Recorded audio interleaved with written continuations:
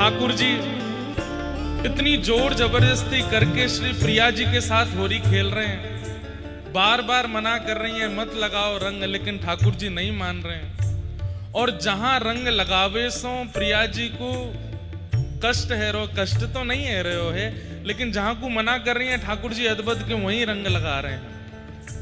प्रिया जी ने जाकर के सब सखीन से कही बहुत देर रह गई, इतनो परेशान कर रहे हैं, अब तो कुछ और करना पड़ेगा। रंग तेन पे कोई फर्क पड़वे वारो ना है, कारो है, कारे पे कितनो रंग डारोगे, कोई फर्क पड़वे वारो ना है। कछु ऐसो करो जो इनके चित्त को ने घबराहट सी हो। तब सखीन ने योजना बनाई और कहा कर रही हैं, आहा बना करके झुंड गई हैं और श्री ठाकुर जी को पकड़ लियो। सब सखा दूर पकड़ करके फेंक दिए बाहर, रंग में करके कीच में कर दिए। अकेले ठाकुर जी रह गए। अब क्या कर रहे हैं? छीन लई है मुरली पीतांबर,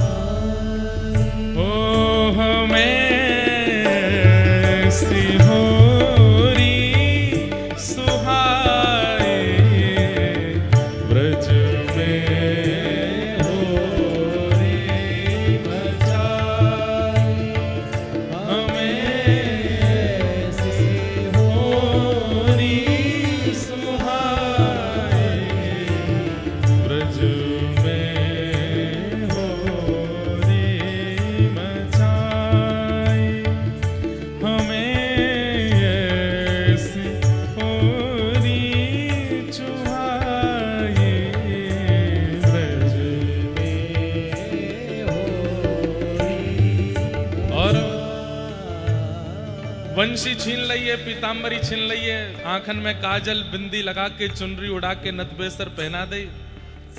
अब ठाकुर जी से सब सखियां कह रही, आहा कैसी नई दुल्हन आई है। ठाकुर जी तो आंख फाड़ करके क्रोध में सबरी सखीन को देख रहे हैं। बोले तुम्हें देख लूंगा मैं। किशोरी जी बोली वंशी चाहिए, पीताम्बरी चाहिए वापस। बोले हाँ। तो नई दुल्हन जैसे शर्मावे वैसे शर्माओ। ठाकुर जी बोले ये कोई जबरदस्ती? बोले हाँ जबरदस्ती है, नहीं तो बंसी नहीं मिलेगी। शर्माओ। बोले शर्मा में कैसे हैं? बोले हमें क्या पता शर्माओ। ठाकुर जी बोले फिर तो दुल्हन मैं बन गई हूं तो दुल्हा आप बन जाओ। इतने में ही ठाकुर जी की पीताम्बरी पहन करके श्री किशोरी जी और हाथ में मुरली लेकर के सिर पर पाग बांध करके मोरपिच्छ धारण करके दुल्हन के रूप में श्याम सुंदर हैं और दुल्हा बन के किशोरी जी जब आई हैं तब श्याम सुंदर मुस्काए रहे हैं, शर्माए रहे हैं, और या छवि को देख करके सब सखियां बलैया ले रहे हैं। बोल गोरीलाल बिहारी की जय। अदला बदली है गई है। प्रिया जी के श्रृंगार में श्री ठाकुर जी डोल रहे हैं और पीतांबरी पहन करके श्री प्रिया जी घूम रही हैं। हाँ हाँ, और कैसे घूम रहे हैं ठाकुर जी? मुस्कत है मुख मोड़ मोड़ कर, मुस्कत है मुख मोड़ मोड़, हाँ मुस्कत है मुख मोड़ मोड़ कर, मुस्कत है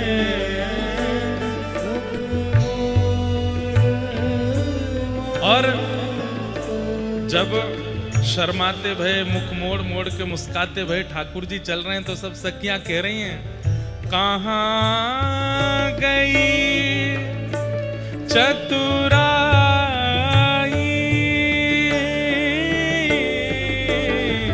कहाँ गई चतुराई, ओ कहाँ गए तेरे भ्रात मधुमंगल, कहाँ गए तेरे भ्रात, कहाँ गए तेरे तात मधुमंगल, कहाँ गए लाला सब?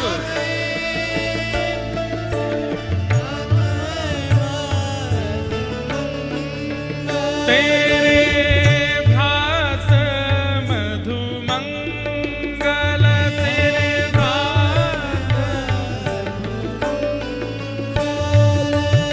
कहाँ यशोदा माई, कहाँ यशोदा। आज मजो आवे गो लाला। बहुदधी माखन खाए,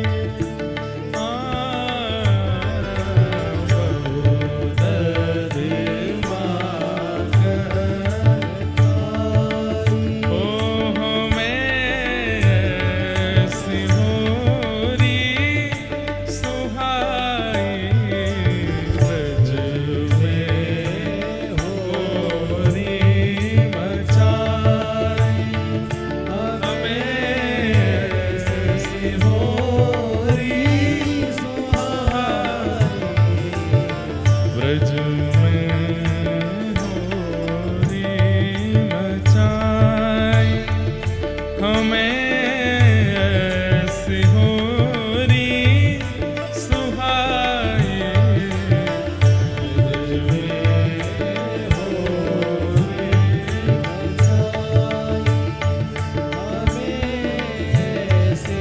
होरी हे रास विलास करत वृंदावन, रास विलास करत वृंदावन, रास विलास करत वृंदावन, रास विलास करत वृंदावन, हे रास विलास करत वृंदावन, रास विलास करत वृंदावन, जहाँ तहाँ मिले यदुराई हो, जहाँ तहाँ मिले यदुराई, हाँ जहाँ तहाँ मिले यदुराई हो, जहाँ तहाँ मिले यदुराई हो, राधा श्याम की जुगल जोड़ी पे, राधा श्याम की जुगल जोड़ी, श्याम की जुगल जोड़ी पे, श्यामा श्याम की जुगल जोड़ी। यहाँ सूरदास बलि जाई हो,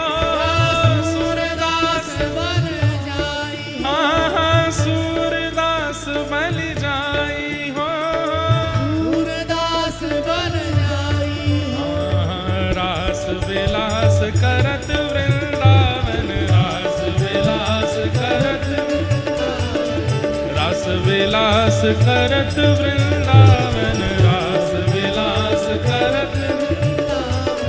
जहाँ तहाँ मिले अधुराई हो,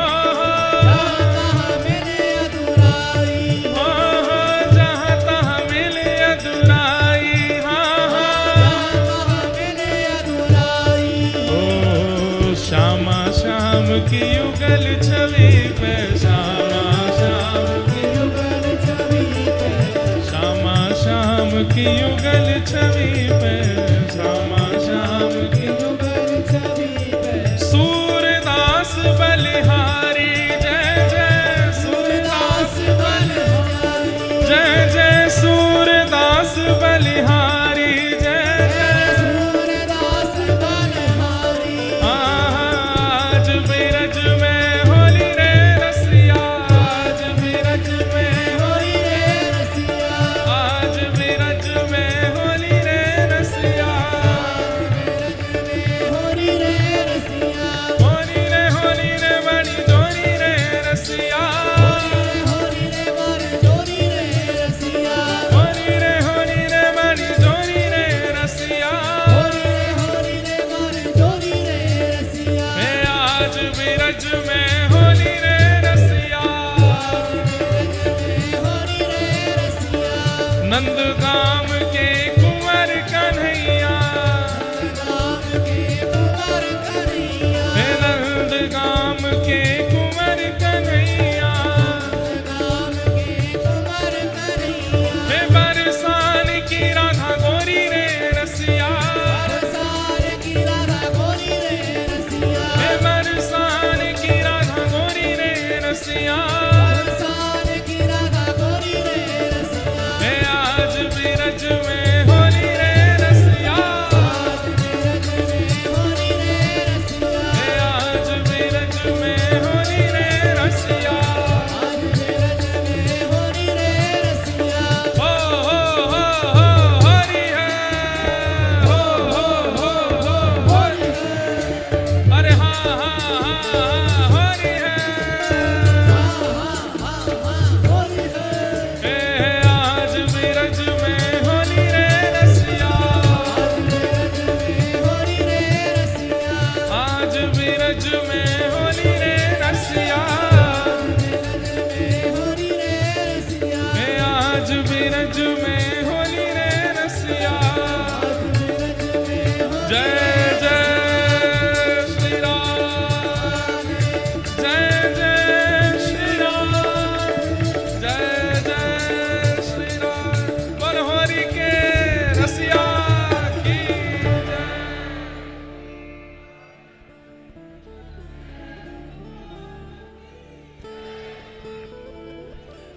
रास विलास करत वृंदावन, रास विलास करत वृंदावन। जहाँ तहाँ मिल यदुराई, जहाँ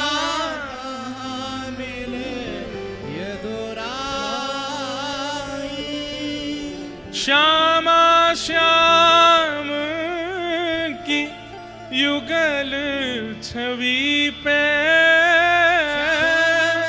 श्याम की युगल छवि पे। श्री सूरदास बलिहारी, सूरदास बलिहारी। ब्रज में होरी मचाई हमें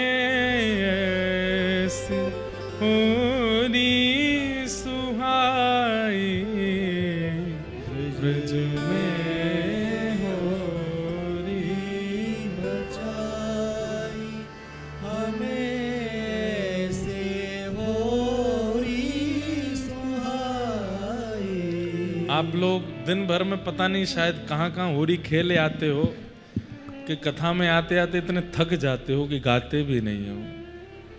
ऐसे अच्छा नहीं है। इतने सुंदर भाव, इतनी सुंदर संख्या में आप सब लोग बैठे हो, इतने समाज में बैठे हो। अरे महाराज, ठाकुर जी को मन करे आवे कि नंदगाम बरसानो गोकुल की होरी पूरी करके मैं सीधे फोगला आश्रम पहुंच जाऊं। यहाँ के रसिक जन इतने भावते, इतने प्रेमते होरी को उल्लास मना रहे हैं, मेरा मन कर रहा मैं वहां पहुंच जाऊं। ठाकुर जी को आवाहन तो तभी होएगा जब आप गाओगे। देखो, अन्य दिनों की कथाओं में कथा की प्रधानता और आदि आदि की प्रधानता है। अभी ये 7 दिन का जो होली उत्सव चल रहा है, हम चाह के भी कोई और विषय बोल नहीं पा रहे, हम पे होरी ही निकल रही है। क्यों? ये होरी के दिन हैं, और वो भी वृंदावन से बाहर कथा होती तो शायद मैं स्वतंत्र होता, पर वृंदावन में है कथा तो मैं परितंत्र हूं। यहां होली के बाहर में जा नहीं पा रहा, और नित्य नूतन भाव, कितने भाव तो मैं बोलता नहीं जो मन में आ जाते हैं। इसलिए पीछे मत हटो, गाया करो और कहो ऊंचे स्वर में हम गा रहे हैं। हम कथा सुनाने आते हैं आपको, गाते भी हम हैं, कथा भी हम ही करते हैं, पानी भी हम नहीं पीते हैं कि आसन पर बैठे रहते हैं, 3 घंटा बोलते हैं, उसके बाद उत्सव करते हैं, नाचते हैं, उछलते हैं। सबरो पुण्य हमको मिलना चाहिए, आपको काई को मिले? वो सबरी मेहनत तो हम ही कर रहे हैं। ऐसे नहीं करो, गाओ एक बार। श्यामा श्याम की युगल छवि पे, श्यामा श्याम की युगल छवि पे। कितने चोर हो आप लोग, क्यों बचा रहे हो इस स्वर को? किसके लिए बचा रहे हो? पता ही नहीं लग रहा था इससे पहले कि आप बैठे हो। जब इतनी संख्या में हो, इतना सुंदर स्वर है, भगवान करे। देखो कैसे कोयल जैसी चहक रही थी अभी, कौवा भी चहक रहे थे। क्यों नहीं गाते हैं? गाया कीजिए। और भैया एक बात बोल दें, मैं कहता हूं कथा में, ठाकुर जी को जिसने भी पाया गा के ही पाया, बिना गाए किसी को नहीं मिले। सूरदास ने गाया तो मिले, मीराबाई ने गाया तो मिले, करमेती बाई ने गाया तो मिले, कुम्मन दास ने गाया तो मिले, इंद्रेश गाएगा तो मिलेंगे, आप गाओगे तो मिलेंगे। हम नहीं गाएंगे तो कैसे मिलेंगे? श्यामा श्याम की युगल छवि पे, श्याम की युगल छवि पे। सूरदास बलिहारी, सूरदास बलिहारी। अब इसमें एक बात और है, श्यामा श्याम, श्यामा श्याम, तो इसमें बात किसको प्रणाम किया जा रहा है? एक तो भाव है कि युगल को प्रणाम किया जा रहा है। बोले नहीं नहीं, सूरदास जी की दृष्टि से देखो। बोले क्या? आज श्यामा जी जो हैं वो श्याम वर्ण की हैं। क्यों? ठाकुर जी श्यामा जी बने हैं ना। आज किशोरी जी के रूप में ठाकुर जी हैं, क्योंकि बिंदी लगाए के, नथनी पहनाए के, चूनर उड़ाए करके ठाकुर जी को किशोरी जी बना दियो है। तो आज सूरदास जी कह रहे हैं, हे किशोरी जी मुझको क्षमा करियो, आप तो नंद नंदन के रूप में हो, पर आज मेरो तन मन धन तो या श्याम स्वरूपा श्यामा के ऊपर ज्यादा न्योछावर रो है। ये जो कारी कारी श्यामा जी आज आई है ना, हमेशा तो गोरी गोरी हैं, पर आज कारी श्यामा जी बहुत सुंदर लग रही है। क्यों? ठाकुर जी बने आज श्यामा जी। श्यामा श्याम की युगल छवि पे, श्यामा श्याम की युगल छवि पे। सूरदास बलिहारी, सूरदास बलिहारी। व्रज में होरी मच रचाई, हमें ऐसी होरी सुहाई, व्रज में होरी बजाई, हमें से होरी सुहाई। ठाकुर जी हाथ जोड़ रहे हैं, बोले अब तुमने कह दी शर्माए दो तो मैं शर्माऊं गए हो। तुम कह रहे हो नई दुल्हन की तरह चलो तो मैं नई दुल्हन की तरह चल रहे हूं। तुम कह रही हो नई दुल्हन की तरह बोलो तो मैं वैसे ही बोल रहा हूं।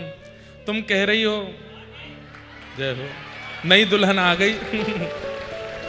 और देखो एक बार ऊपर देखो पीछे की तरफ, ऐसा लग रहा है ये आवरण जो है ये अभी लाइट नहीं है तो श्याम सुंदर हैं, और गोपी ने जितना रंग लगाया वो केवल रंग ही दिखाई दे रहा है।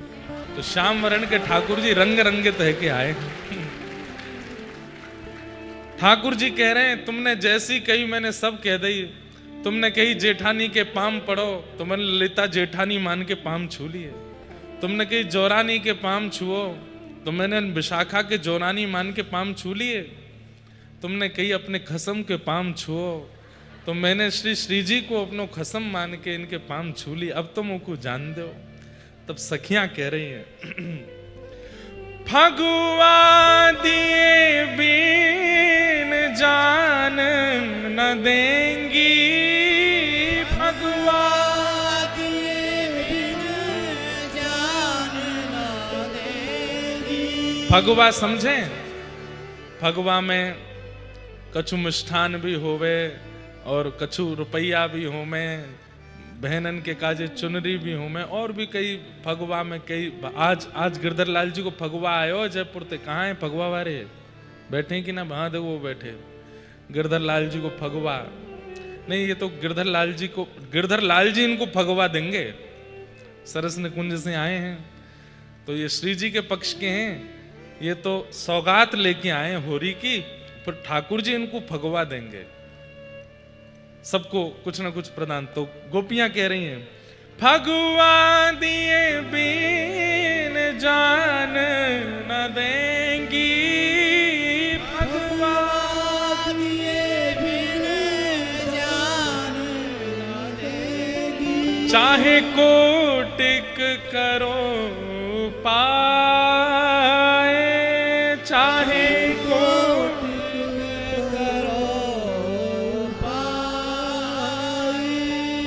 चाहे कोटिक करो उपाय, चाहे कोटिक करो उपाय। ठाकुर जी बोले कहा फगवा मैं दूं? तो एक गोपी कह रही है ले हूं कड़ा सोने को तुम्हारो,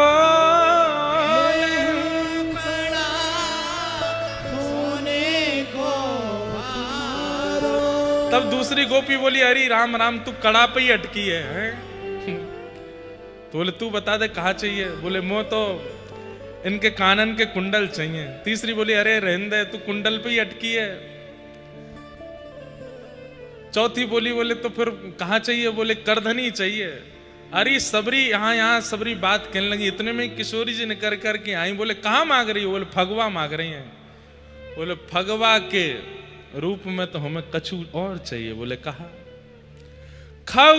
फगवा के मेस तुम मिल जाओ, फगवा के मेस तुम मिल जाओ, और नित ही खेलन को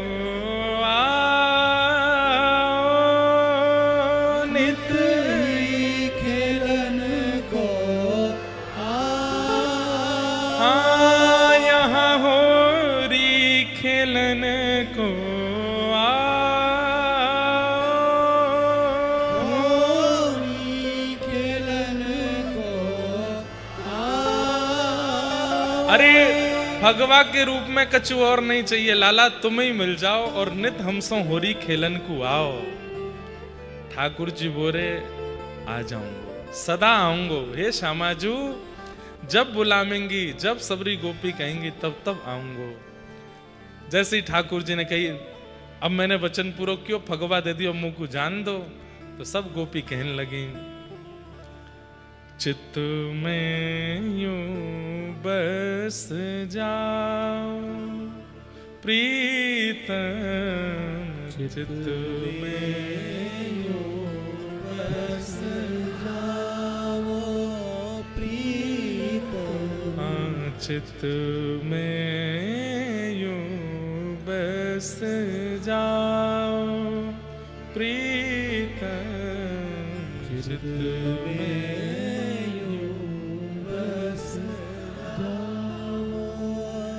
अब तुम मत जाओ लाला, चित्त में यूं बस जाओ। अब तुम मत जाओ लाला, चित्त में यूं बस जाओ। ये होरी है बंधु। रास में केवल प्रियता की बातें होती हैं, केवल सुख की बातें होती हैं, पर होरी में तो छीना झपटी भी होवे, जोर भी चलायो जावे, अधिकार भी मानो जावे, सब प्रकार से क्रिया की जाए और अंत में आकर के स्नेह विरह भी कियो जावे। ये होरी है जो साल भर के जितने रस हैं ठाकुर जी के, साल भर के ब्रजमंडल के जितने रस हैं, सब रस एक साथ प्रकट हो जाते हैं होली के दिनों में। इसलिए ब्रज वनिताओं का सबसे प्रिय त्योहार है होली। अच्छा, एक बात और, शरद पूर्णिमा की रात्रि पर किसी को पता नहीं होता ठाकुर जी सबके संग रास कर रहे हैं, पर यहां तो सबके सामने ठाकुर जी सबके संग रास कर रहे हैं, सबके सन्मुख ठाकुर जी रास कर रहे हैं।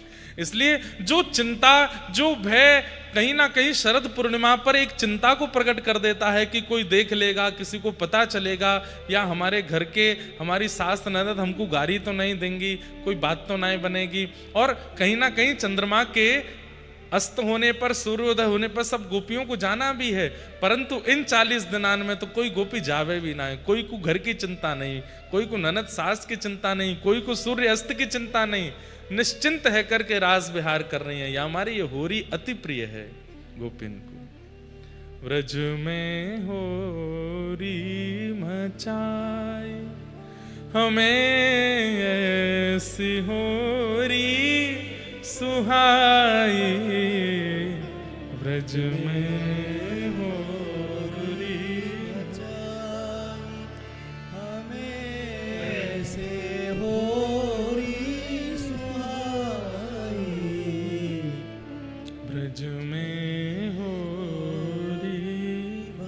बोलो वृंदावन बिहारी लाल की, श्री राधा रमण लाल की, श्री राधा वल्लभ लाल की, श्री राधा गिरधर लाल की, श्रीमद्भागवत महापुराण की, सब संतन की, सब भक्तन की, सब विप्रन की, 84 कोस ब्रजमंडल धाम की, गिरिराज धरण की, श्याम सुंदर श्री यमुने महारानी की, लाडली के लाल की, लाल की लाडली की, लाडली लाल दोनों की। जय जय श्री राधे, जय जय श्री राम, जय जय श्री राम। परम मंगल में प्रात पर अखिलेश्वर, अकारण करुणा वरुणालय, भक्तवांशा कल्पतरु, तड़िद्वित विनिंदित पीताम्बरधारी श्री बालकृष्ण प्रभु की वांगमयी प्रतिमूर्ति, हम आप सबके मध्य में विराजमान श्रीमद् भागवत महापुराण को बारंबार प्रणाम। संत जनों की परम कृपा से, प्यारे गिरधर लाल जी की परम इच्छा से, श्रीधाम वृंदावन के फोगला आश्रम स्थित इस प्रांगण में हम आप सब लोग, हमारे समस्त ओम प्रकाश जी के परिवार और उनके समस्त प्रियजनों के संकल्प के फलस्वरूप इस कथा का श्रवण लाभ हम लोग यहाँ ले रहे हैं। मंच पर विराजमान समस्त विप्रवृंद, आचार्य वृंद, पुरोहित वृंद, समस्त गंधर्वजन और आप सभी श्रोता भाई बंधु मातृशक्ति सबको जय श्री कृष्ण, जय श्री कृष्ण, जय सियाराम, जय श्री राम, जय श्रीमन नारायण, जय श्रीमन जय जय श्री राधे। जय श्री ठाकुर जी की बड़ी कृपा है कि ये होली के दिन ज्यों ज्यों समीप आते जा रहे हैं त्यों त्यों और आनंद उत्साह चित्त में बढ़तो ही जा रहा है। बंधुओं याद रखिएगा, 1 तारीख को सुबह के सत्र में यहाँ कथा होगी और 12 बजे कथा विश्राम होगी। सब लोग 2-2:30 बजे तक भक्तिपथ गौकुलम, जो कि यहाँ से लगभग 6 किलोमीटर 5 किलोमीटर है, गोंदा अटस में, वहाँ पहुँच जाइएगा। वहाँ पर प्यारे गिरधर लाल जी का फिर रंग होली उत्सव, नौका विहार उत्सव और अंत में डोल उत्सव। ठाकुर जी की डोल होती है हमारे वृंदावन में। जिस दिन रंग बनी एकादशी, अभी वो तो कल ही है, उसके बाद पूर्णिमा तक सब यहाँ आनंद होगा रंग का। उसके बाद ठाकुर जी डोल में बैठते हैं, झूला में बैठते हैं और फिर ठाकुर जी धीमे धीमे झूला झूलते हैं। क्यों? इतने श्रमित 40 दिनों से खेल रहे हैं ठाकुर जी होली। हम आप तो आजकल से खेल रहे हैं, ठाकुर जी 40 दिन से खेल रहे हैं। इतने श्रमित हो जाते हैं कि गोपियां सब सखियां ठाकुर जी को डोल में बिठा करके और धीमे धीमे फिर झूला झुलाती हैं। उससे ठाकुर जी श्रम निवृत्त होते हैं, उनका श्रम जाता है। तो उस दिन भक्तिपद गौकुलम में जय हो। श्री राधा रमण लाल की। हमारे श्री राधा रमण लाल जी के परम सेवाधिकारी श्री अनुराग गोस्वामी जी महाराज पधारे हैं और इस नाते से हमारे जीजा जी हैं, तो उस नाते से श्री राधा रमण जी हमारे अति प्रिय तो हैं ही। वाणी पर, चित्त में, बुद्धि में वो रहते ही हैं, पर अपनी बड़ी बहन जी के नाते, जीजा जी के नाते, भांजे भांजियों के नाते राधा रमण जी हमारे संबंधी से ही हैं, हमारे परिवारी हैं। आप आज पधारे, बहुत बहुत स्वागत। और येऊ महाराज बहुत जोर के होरी के रसियां हैं, इतनी खतरनाक होरी खेलें। हम तो छोटे छोटे हमारे जीजा जी से बच के भागते थे। क्यों? ये पकड़ के सबरे कपड़ा ने पहले फाड़ते, बाद में रंग लगाए थे लेकिन अब बड़े हो गए हैं, अब हमसे ज्यादा कुछ कहते नहीं तो ऐसे सब आनंद है, सब सुख है। होली में पता नहीं क्यों कहां से ऊधम, जिनको नहीं आता वो भी ऊधम करते हैं। जिनको ऊधम करना नहीं आता होली के दिनों में उनको भी ऊधम आ जाता है। आप करके देख लो, वो नेक रंग लगाएंगे, आपको गाल पर नेक छुपाएंगे। नेक छुपाओ बस, वो नेक से ही पता नहीं कब कब में वो व्यक्ति लंगूर बन जाता है, पता नहीं चलती है। हमारे पूज्य पिताजी महाराज संभवतः कल आ जाएंगे। रंगों से कम 100 किलोमीटर की दूरी बना के रखते हैं हमारे पिताजी। मुंह से रोज फोन पे कहेंगे तू मानेगो नहीं, और जय मुंह लग रही है तू 28 और 1 तारीख को बहुत उधम करेगो।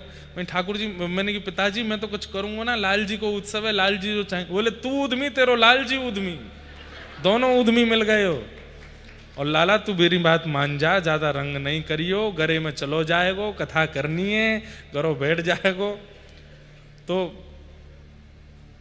आने वाले हैं कल, तो 1 तारीख को वैसे तो उत्सव करना मेरे लिए बहुत बड़ा टास्क भी है, क्योंकि वो विराजे होंगे, लेकिन आप लोग होंगे तो फिर क्या डर, बस शुरुआत करवा देना मैं कह दूंगा पिताजी मुंह तो मत कहो, इन लोगों ने देखो ये कर रहे हैं, सुन रहे होंगे लाइव में, बोले देख मंच ते बता रहा हूं, यूं नहीं कि यह बात को गोपनीय रख ले सब आनंद है, सब सुख की बात है भैया तो ये होली के दिन हैं, ज्यों ज्यों समीप आ रही है त्यों त्यों आनंद बढ़तो ही जा रहा है।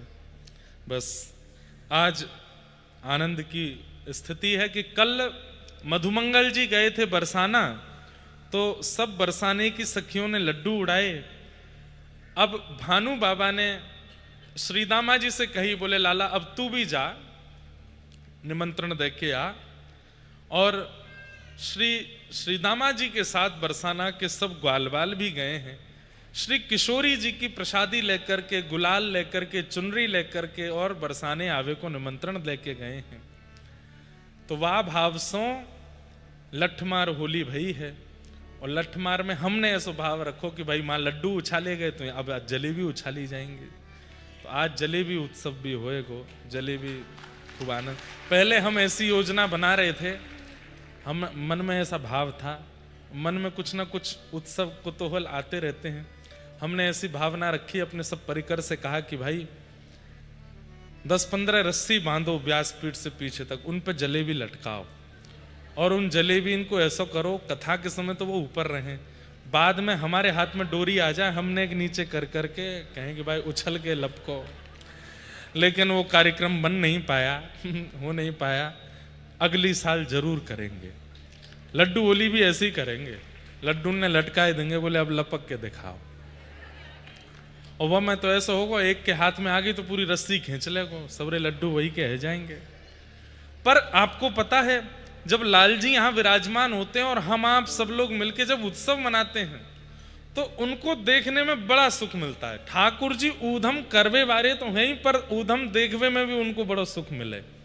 पर वह ऊधम हमारे आपके रंजन का नहीं होना चाहिए, उसमें भावना यही रहनी चाहिए कि इनको सुख देना है हमें।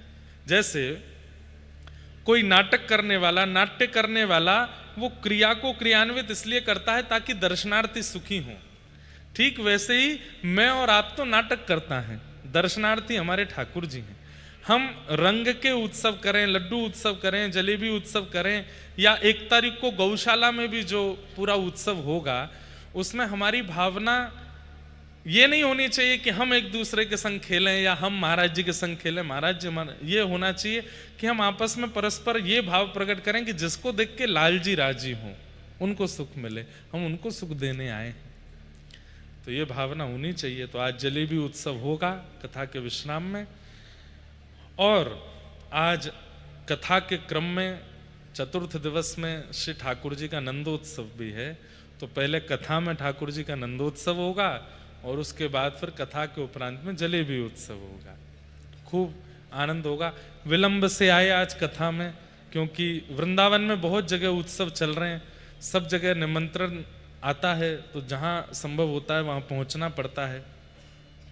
तो 2 कथाओं में पहले गए, वहाँ से आते आते विलंब हो गया, इसलिए आज कथा भी विलंब से प्रारंभ हो रही है। तो थोड़ी आनंद से देर तक चलेगी।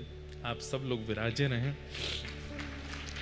श्री सूत जी महाराज सौनकादि ऋषियों के प्रश्नों के उत्तर देते हुए कथा श्रवण करा रहे हैं। बहुत ध्यान से सुने सब लोग। और तभी वे कहते हैं कि परम धर्म क्या है?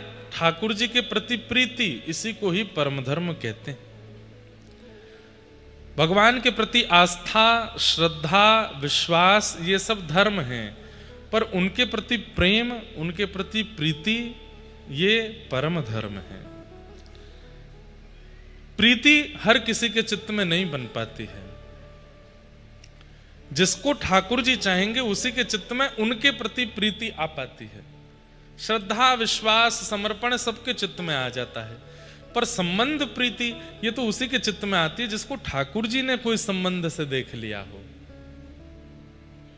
ऐसी भावना, वो परम धर्म है। तो एक प्रकार से हम यह भी कह सकते हैं कि परम धर्म करने में हम स्वतंत्र नहीं है, ठाकुर जी की इच्छा से ही परम धर्म संभव हो सकता है।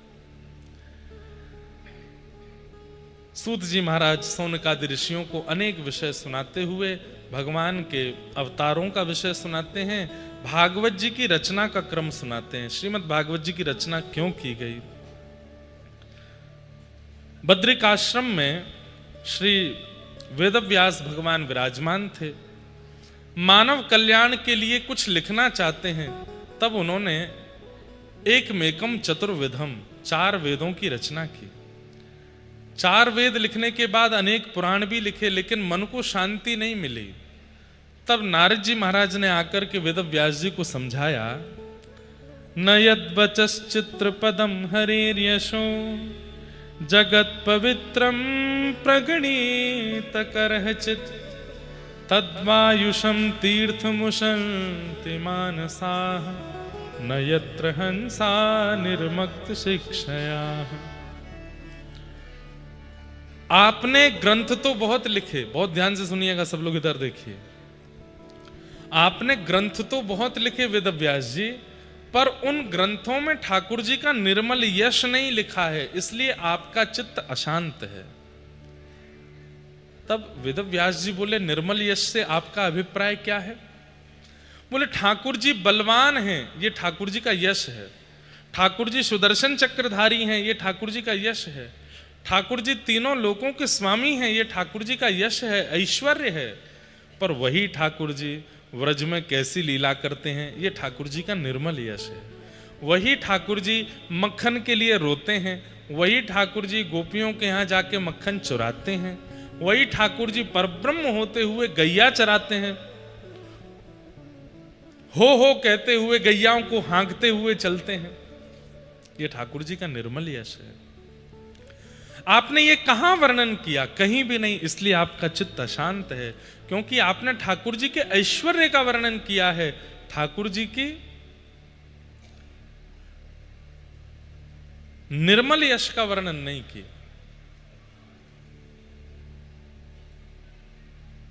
निर्मल यश, वृंदावन में ठाकुर जी का निर्मल यश है।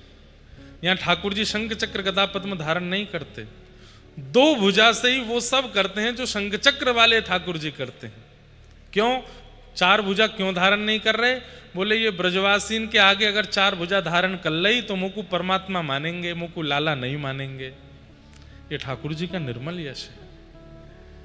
गैयाओं के पीछे डोलते हैं, गोपियों के घर जा जा करके माखन चुराने की भावना रखते हैं, गोपियों के साथ में रास विहार करते हैं, प्रिया जी के साथ में, श्री जी के साथ में मधुर लीला करते हैं।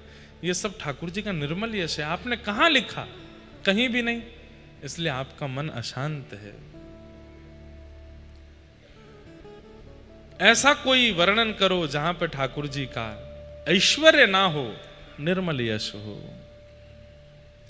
बंधुओं, जब कोई व्यक्ति बहुत बड़ा बन जाता है तो आजकल के लोगों का भी ऐसा स्वभाव है कि जो व्यक्ति बहुत बड़ा बन जाता है तो फिर उससे जब इंटरव्यू करते हैं या उससे बातें करते हैं तो उसकी निजी बातें पूछते हैं। आप घर में कैसे रहते हो, आपको भोजन में क्या अच्छा लगता है, आप घूमने कहाँ जाते हो, आपकी हॉबीज क्या हैं? क्यों? वो सुनकर के जो ऐश्वर्यवान व्यक्ति, जिसके बाहर का रूप दिख रहा है, जो हमेशा एक ऐश्वर्य में ही रहता है, एक यश में ही रहता है, एक समाज के किसी उत्थान में ही रहता है, वो निज स्थिति में कैसा रहता है, उसको देखने सुनने की लोगों में इच्छा रहती है। वही उसका निर्मल यश है। तो वही नारद जी कह रहे हैं, आपने वो लिखा नहीं है, इसलिए आपका मन अशांत है। ठाकुर जी सोते कैसे हैं, इसका वर्णन करो। कैसे सोते हैं ठाकुर जी?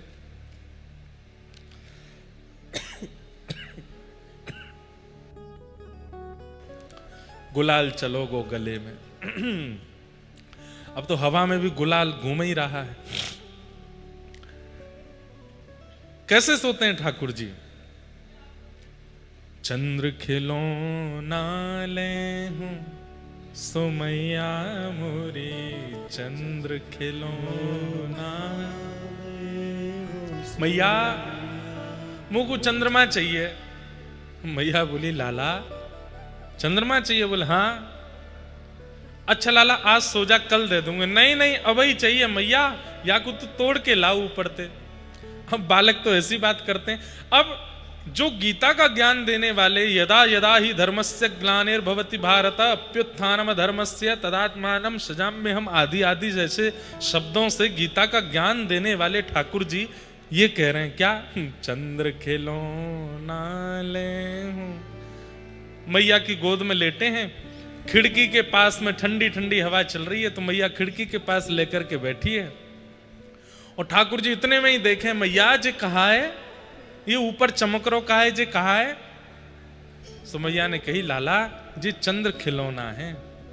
बस खिलौना नाम सुनते ही ठाकुर जी मचल गए, मुझको तो यही चाहिए। मैया बोली, आज ना मिलेगा, कल दूंगी। ना देगी मैया? बोले ना दूंगी। ना देगी? ना दूंगी। सोनो तो दूर, ठाकुर जी गोदी से उछल के नीचे आए गए।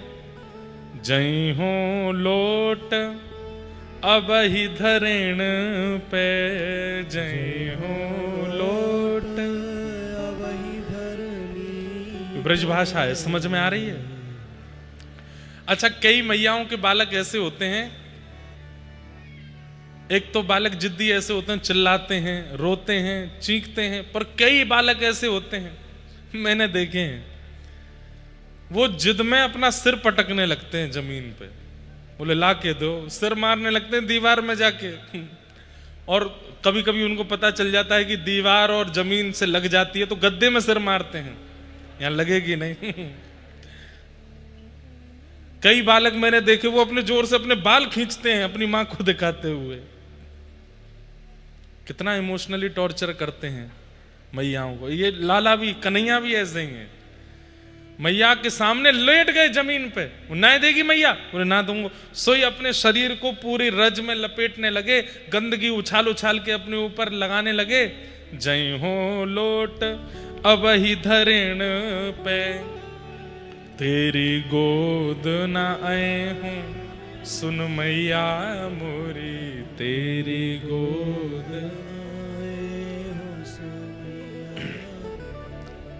मैया ने जैसे ही देखी रज लिपटाए रहो है, गंदगी उछाल रहो है, मैया बोली लाला देख ले ऐसा मत करे। वो ना मैया ऐसा ही करूंगा अब तो मैं। मोए कहा एक तो तू बुरो बावड़ो कारो, ऊपर ते रज लगा लेगो, गंदगी में लोटेगो तो और बुरो है जाएगो। मोए कहा ये गोपी जन जो तू को देखती रहे कहा है, कल ते और बुरा लगेगा तो तू को देखूंगी भी ना। ठाकुर जी इतने में बैठ के खड़े है गए और अपने आप को झाड़न लगे। गोपी ना देखेंगे मोकू? ना देखेंगे। देख तेरे बाल बिगड़ गए, आजा तेरी चोटी कर दूं। ना मैया, अब मैं तोते अपनी बेड़ी नहीं गुथाऊंगो, अपनी चोटी नहीं बनवाऊंगो, मैं ऐसे ही रहूंगा। अब तू मोकू या तो चंद्र खिलौना दे, नहीं तो मैं अपने बालन को और भुज्जा से बना लूंगो। सो मैया बोली मोह कहा है, जुआ पड़ जाएंगी तेरे बालन में, एक दिन तू को खींच के ले जाएंगी जमुना जी में फेंक देंगी। अच्छा मैया जुआ पड़ जाएंगे? बोले हाँ ले बना ले। मैया लेकिन मेरी एक बात सुन ले, मैं कपड़ा तो साफ करवा लूंगा, चोटी तो बनवा दूंगा, लेकिन कल मैं गोकुल में हल्ला करूंगा। बोले कहा हूं तो सुत में नंद बाबा को, हूं तो सुत में नंद बाबा को, तेरो सुत ना कहे हूं, सुन मैया मोरी, तेरो सुत। मैं पूरे गोकुल में हल्ला कर दूंगा कि आज से मैं केवल नंद जी को लाला हूं, मेरी कोई मैया ना है, मैं यशोदा को लाला ना हूं। और जाने मुंह से यशोदा के लाला कही, वहां के मोह में मैं गोबर फेंक दूंगा, मैं तो केवल नंद जी को लाला हूं। मैया से जैसे ये बात कही, सो मैया ने घबरा गई, सोई लाला पकड़ लिए। मेरी सुन इत आओ लाढ़ ले, मेरी सुन इत आओ लाड़ ले, बलभद्र को न जने हूँ, सुन लाला मेरे, बलभद्र को न जने हो सुना। लाला लाला यहाँ पे आ, यहाँ पे आ। पकड़ने लगी तो ठाकुर जी भागे, तो बोले ऐसी बात है लाला जो बलराम को नहीं पता चलनी चाहिए। सोई ठाकुर जी रुक गए। मैया जल्दी तो कह, ऐसी कौन सी बात है? सोई मैया ने गोदी में उठा लिए और मैया ने कही लाला तू को चंद्र खिलौना चाहिए? बोले हाँ। अरे चंद्र खिलौना तू सुंदर, या तू ज्यादा गोरो, या तू ज्यादा आकर्षक, और बढ़िया तो को मैं तो नई दुल्हनिया ले हूं, सुन लाला मेरे, नई दुल्हनिया। ओहो जैसे ही सुनी ठाकुर जी तो अंग में भर ली यशोदा, मैया मैं तेरो ही लाला हूं, मैं तेरो ही लाला हूं। मैं अब सो रोज नहाऊंगो, नए नए लत्ता पहनूंगो, रज में नहीं डोलूंगो, रोज अपनी बेड़ी गुथाऊंगो। मैया पर मेरी बात सुन। बोले कहा मेरी सुन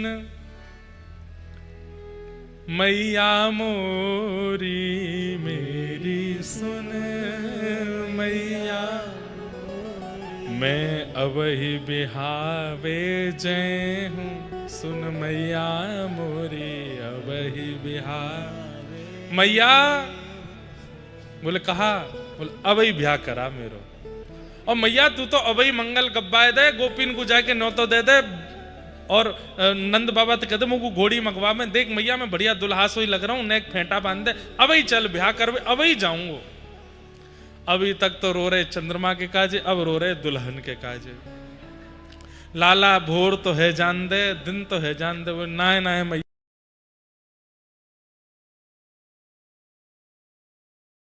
अबही ब्याह वे जाऊंगा। बोले अबही क्यों करना है ब्याह? बोले मैया तू ना जाने रात में है रही है, रात है रही है, मैं ब्याह वे जाऊंगा तो दुल्हन वाले बोलेंगे भैया लाला कारो काई को, तो कह देंगे कारी रात है रही है हमारे कारो है, दिन में जाऊंगा तो सबरी पोल पट्टी खुल जाएगी, मैया तू अबही ब्याह वे ले चल। ये क्या है? ये निर्मल यश।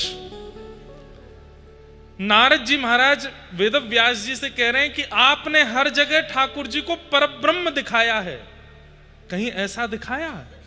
बोले नहीं दिखाया। बोले इसीलिए आपका मन अशांत है।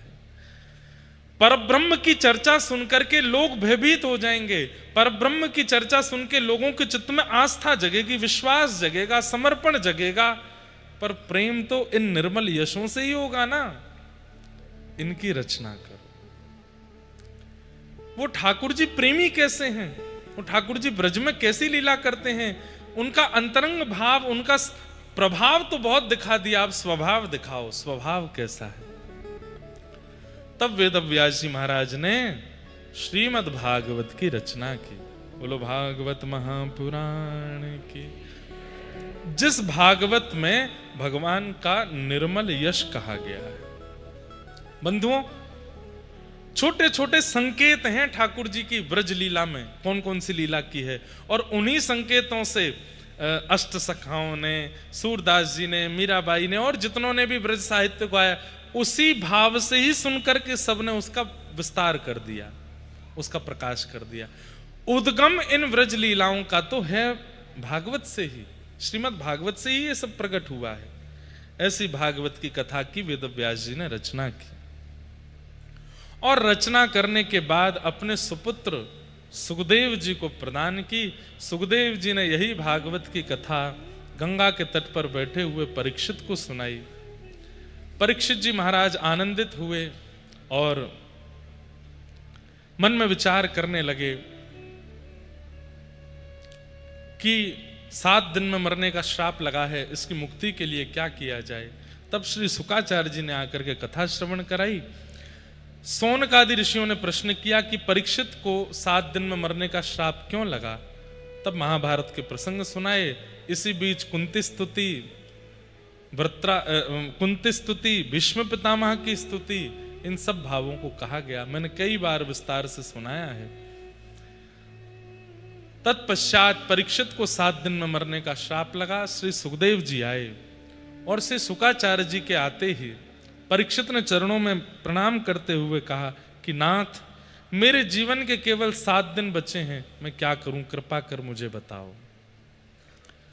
तब श्री सुखदेव जी महाराज कहना प्रारंभ करते हैं, वरीयाने शते प्रश्न क्रतो लोकहितं नृपः आत्मवित् सम्मतः पुंसाम् श्रोतव्यादिषु यः परः। परीक्षित, 7 दिन में मरने के बाद मुक्ति मिले, ये प्रश्न तुमने किया है। 7 दिन बाद मुक्ति की कामना का प्रश्न मत करो, बल्कि ये प्रश्न करो कि इन 7 दिनों में मुझे भक्ति प्राप्त हो जाए।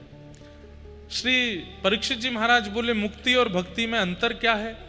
तब बड़ा स्पष्ट अर्थ बताया। मुक्ति मतलब मृत्यु के बाद भगवान का दर्शन, और भक्ति मतलब जीते जी भगवान का दर्शन।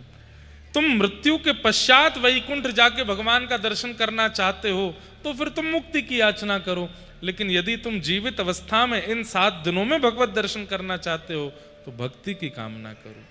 तुरंत परीक्षित जी ने चरणों में प्रणाम करते हुए कहा, अब मुझे मुक्ति की याचना नहीं है, कृपा कर मुझे भक्ति दान दीजिए, मुझे भक्ति प्रदान कीजिए। और भक्ति की याचना करते ही श्री सुखदेव जी महाराज प्रसन्न हो गए और परीक्षित को कथा श्रवण कराने लगे। बंधुओं, यही भाव होना चाहिए। हम मृत्यु की प्रतीक्षा क्यों कर रहे हैं भगवत दर्शन के लिए? हमें तो अपनी जीवित अवस्था में ही इच्छा होनी चाहिए कि हम भगवत दर्शन करें। श्री माधवदास जी महाराज जगन्नाथपुरी गए अपने 22 वर्ष बिताने के बाद। 22 या 24 वर्ष की अवस्था में पहली बार श्री माधवदास जी महाराज जगन्नाथपुरी गए। क्यों गए, कथा थोड़ी सी सुना दें। माधवदास जी यहीं उत्तर प्रदेश के ही एक वैष्णव ब्राह्मण कुल के जन्मे माधवदास जी, उनका विवाह हुआ। विवाह के उपरांत जब बालक उत्पन्न हुआ तो इनकी पत्नी, उनका स्वर्गलोक गमन हो गया। अकेले बालक को माधवदास जी संभालते तो एक ही चिंता करते थे कि इस बालक की रक्षा कौन करेगा, अब इस बालक को कौन पालेगा पोसेगा, इस बालक को अब कौन बड़ा करेगा, मेरे से अकेले से कैसे होगा। ये सोच ही रहे थे, चिंता कर ही रहे थे कि उसी समय एक वृक्ष के ऊपर घोंसला था जिसमें पक्षी तो उड़ करके कहीं चुगने गया था, उसमें अंडे रखे थे। अचानक से जोर की हवा चली और वो घोंसला ऊपर से गिरा और माधवदास जी ने देखा कि मादा पक्षी वहां नहीं है और उसकी अनुपस्थिति में ये घोंसले से अंडा नीचे गिर रहा है। और तभी वो सोचने लगे, मां नहीं है, पिता नहीं है, ये अंडा फूट के गिर जाएगा, बालक मर जाएगा। तभी क्या हुआ कि वहां अंडा नीचे गिरा तो नीचे एक घास का, भूसे का ढेर था। वो अंडा फूटा नहीं और जा करके बड़ी सहजता से वहां गिर गया। माधवदास जी ने जब उसको देखा तो मन में विचार किया, मैं खामखा चिंता कर रहा हूं इस बालक की कि इसको कौन पालेगा, इसकी मां नहीं है, इसको कौन बड़ा करेगा। अरे सबकी रक्षा करने वाले, सबकी चिंता करने वाले ठाकुर जी हैं ना, फिर मैं क्यों चिंता करता हूं? मुझे किसी की परवाह क्यों है कि वो कैसे निर्वहन करेगा या वो कैसे निकलेगा या वो कैसे क्या करेगा। ठाकुर जी है ना भाई। ठाकुर जी नहीं चाहते कि किसी की मृत्यु किसी काल में हो, तो चाहे कितना भी कुछ हो जाए, विमान हादसा हो जाए, व्यक्ति बच ही जाएगा। वो व्यक्ति एक बच ही गया इतने बड़े विमान हादसा में। क्यों? उसकी मृत्यु नहीं थी अभी। ठाकुर जी ने सब कुछ चयन करके रखा है, सब कुछ विचार करके रखा है। मैं आप केवल चिंता करके अपना समय व्यर्थ करते हैं। चिंता मत कीजिए। हाँ, कोई असमंजस में पड़ा है तो निश्चिंत होकर के ठाकुर जी सब मंगल करेंगे। मेरा काम है मदद करना, मैं मदद कर देता हूं या मैं सहायता कर देता हूं या इस क्रियाकलाप से इसको बाहर निकालने का प्रयास करता हूं। बाकी होगा वही जो ठाकुर जी चाहेंगे।